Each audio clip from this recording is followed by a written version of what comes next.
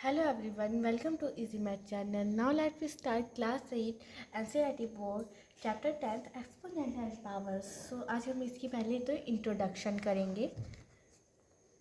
Introduction में हम पहले कुछ फार्मूलाज करेंगे जिससे ही पूरे चैप्टर के क्वेश्चन ही उससे सॉल्व होंगे. ये सारे फार्मूले मोस्ट इम्पॉर्टेंट है. तो सबसे पहला फार्मूला है a raised to power m multiply by a raised to power n. जिसका बेस सेम है, पावर अलग अलग है और वो मल्टीप्लाई पे. तो ये क्या हो जाता है, बेस सेम होता है तो हम इसे सिंगल ले लेते हैं और पावर जब मल्टीप्लाई पे होती है अलग अलग तो ये प्लस हो जाती है. तो इसका क्या होगा, a raised to power m multiply by n. तो सेकंड फार्मूला है ए की पावर जब भी ज़ीरो दी हो तो वो ज़ीरो किसके इक्वल होता है, 1 के. उससे अगला है ए raise to power M divided by A raise to power N. जब बेस सेम हो पर इस बार है डिवाइड तो क्या हो जाता है, बेस सिंगल हो जाता है और डिवाइड में माइनस हो जाती है पावर. उससे अगला है ए अपॉन बी होल पावर इसकी माइनस पे है. तो ये क्या हो जाता है, उल्टा हो जाता है, बी अपॉन ए और इसकी पावर आ जाती है प्लस पे. हम इस पे b upon m, b raised power m और ए रेस्ट पावर एम भी लिख सकते हैं. उससे अगला है a raised power m multiply by n. तो इसका हो जाता है ए raise to power m multiply by n. अब उसका अगला है ए raise to power m multiply by b raise to power m. अब क्या आ गई, पावर सेम आ गई और बेस अलग अलग आ गए. तो ये क्या चल जाता है, ब्रैकेट में चल जाती है बेस और होल पावर हो जाती है एम.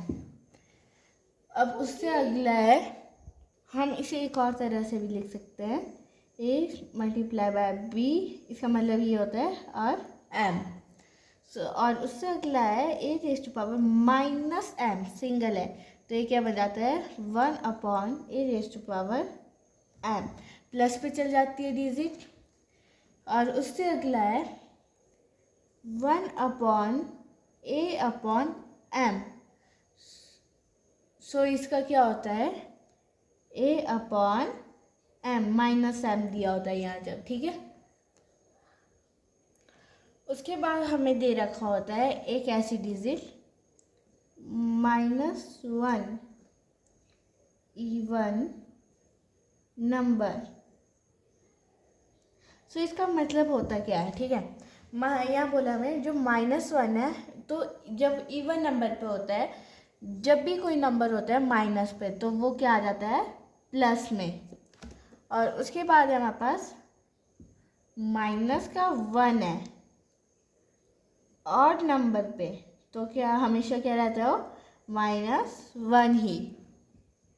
आज हमने टोटल पढ़ लिया है इंट्रोडक्शन में 10 फार्मूलाज और इन्हीं फार्मूलाज के बेस में हमारे क्वेश्चन होंगे 10 चैप्टर के. तो सबसे पहले क्या बोला, हमारे पास a raise to power m multiply by n. जब बेस सेम हो और पावर अलग अलग हो और मल्टीप्लाई पे हो तो क्या हो जाता है, बेस सेम होता है तो सिंगल आ जाता है और पावर प्लस हो जाती है. और एक किसी भी डिजिट की पावर 0 दी हो तो उसकी मतलब होता है 1 है उसकी जगह. A raise to power M divided by A raise to power n is equal to, divide पे दिया हो, बेस सेम हो और पावर अलग अलग हो तो माइनस पे हो जाता है a divided by b minus m. तो इसका मतलब है कि आपके पास a divided by b whole power जिसकी -m में दी हो तो वो रेसिप्रोकल हो जाती है और प्लस पे चल जाता है उसका साइन. और इसे हम इसका मतलब होता है b raise to power m upon a raise to power m. A raise to power m bracket में होता है एन तो उसका मतलब होता है एम कर रहा है मल्टीप्लाई एन से. A raise to power m multiply by b raise to power m. तो इसको हम लिखते हैं a b whole power m. इसका मतलब होता है ए मल्टीप्लाई कर रहा है बी से और हम एम को सिंगल ले लेते हैं. उसके बाद है हमारे पास a⁻m is equal to 1 upon में आ जाता है और ये प्लस की साइड में चल जाता है। उसके बाद है हमारे पास 7 नंबर में 1 upon a-m a⁻m is equal to a⁻m।